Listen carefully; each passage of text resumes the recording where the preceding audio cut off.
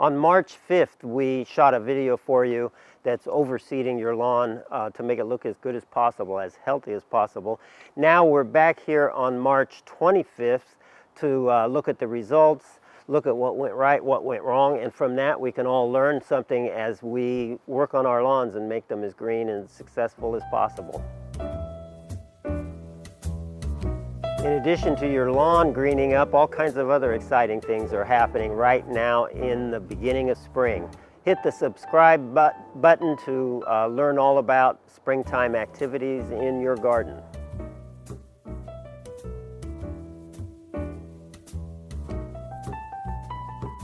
I'm John Valentino. I'm a landscape contractor and a landscape architect, and I'm here with Chip Valentino, our Vice President and Treasurer. And we're in the middle of a garden that typifies questions that I get all the time about green lawns and about irrigation. And those are both important. Those are mutually dependent on each other. So tune in and we'll fill you in on those important topics.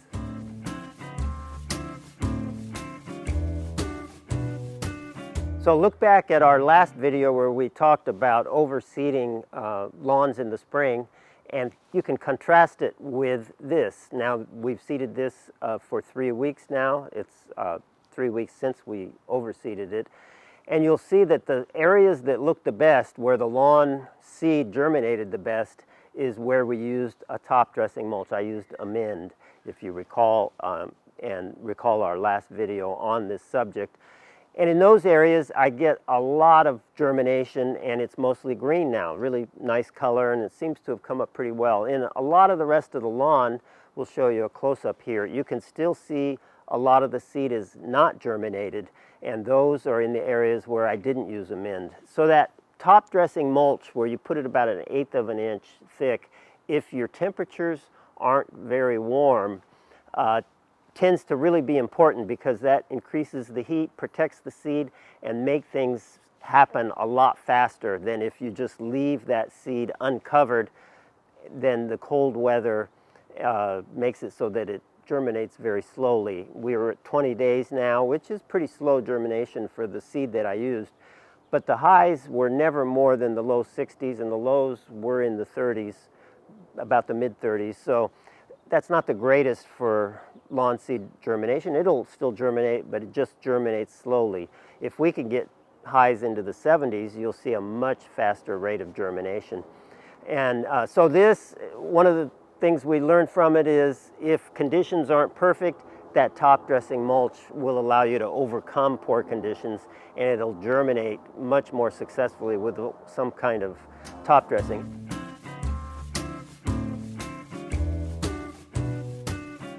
Over the years, I've germinated lawns of all kinds of sizes, from 15 to 20 acres to a little lawn like this that's just a couple thousand square feet.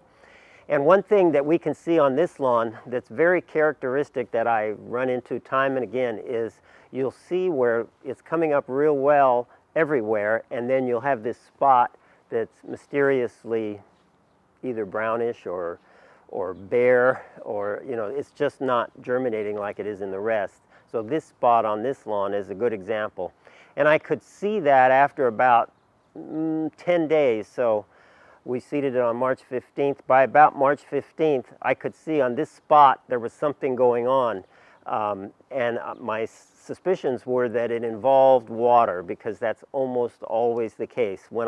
If I'm on acreage or I'm on a little lawn and I see areas not germinating like the surrounding areas, if I turn on the sprinklers, I'll almost always see the problem. And the problem is a sprinkler head's plugged, or it's not turning if it's a gear-driven sprinkler, or something's blocking it.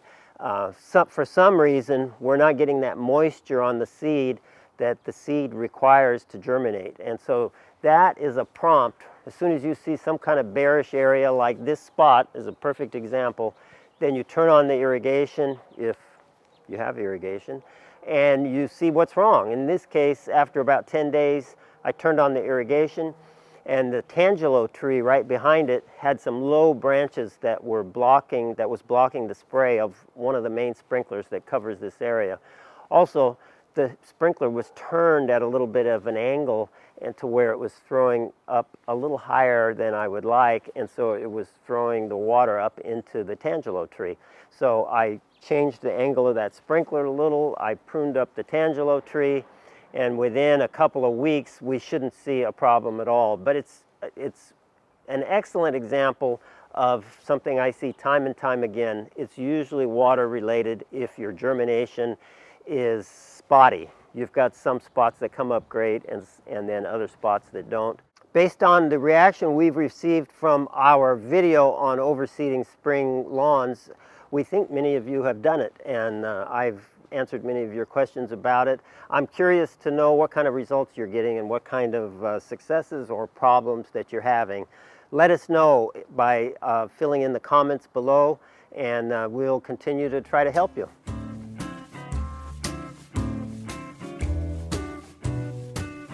So you can see we've had a lot of germination. We're looking for most of the seeds to germinate, and that isn't what happened so far, particularly in the areas where I didn't use the top dressing mulch, and that's because our temperatures were very cool, leading to longer times needed to germinate seed. Now this seed is going to germinate one way or another. I like to tell a story about how one year I was driving around in my pickup and I looked over at the floorboard where I had some perennial rye seed that had fallen out of the bag, and it was germinating in my pickup. So if I know I can germinate seed on the floorboard of my pickup, I know I can germinate it, and you can germinate it in your lawn where you've got everything else in much better conditions than inside a pickup. And perennial rye particularly is very easy to germinate. But because of the temperatures, we just haven't had enough heat. And so we've got a pretty good stand of grass. It looks way better than our first video, but now as we're supposed to hit 70 in the next few days, and that we'll see a big difference when we hit 70. You'll see more of this seed germinate. So we talked about the fact that it's been cooler than we would like, but under this fig tree, if you look at the stage of this fig tree right now, we really couldn't have waited much longer, because the longer we wait, the more leaves it puts on and the more shade under this, and we don't want shade when we're trying to germinate new lawn. So we hope to germinate this lawn while we get as much light in there as possible, and then hope that that lawn will be very tolerant of shade once it's established. But germinating lawn in dense shade is even harder than growing lawn in dense shade. So you can see the fig tree. We seeded this on March 5th. It's March 25th now. We couldn't have waited much longer for warmer weather, because we would have had more leaves on this, and then the germination under it would have been more difficult.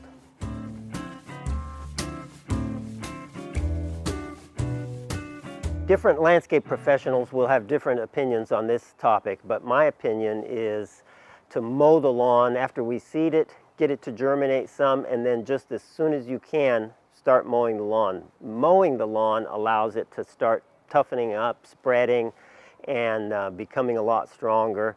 And I wouldn't, and also if you don't mow it right away and it gets really, really long, which it might because we fertilized it fairly heavily right at the time of seeding, then it's a mess in that first mowing, because it's moist, it's still cool in time of the season, and so you end up with this gunky mess of lawn that wants to lay down and doesn't allow you to mow it.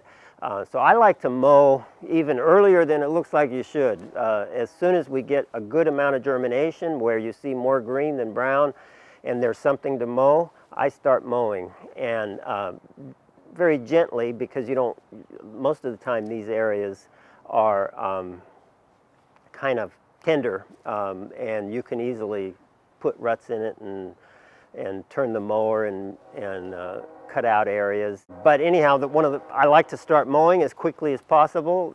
In order to mow, you need to dry out the lawn, so you don't want to water that day, because if it's real wet, you'll put marks from the tires of the mower.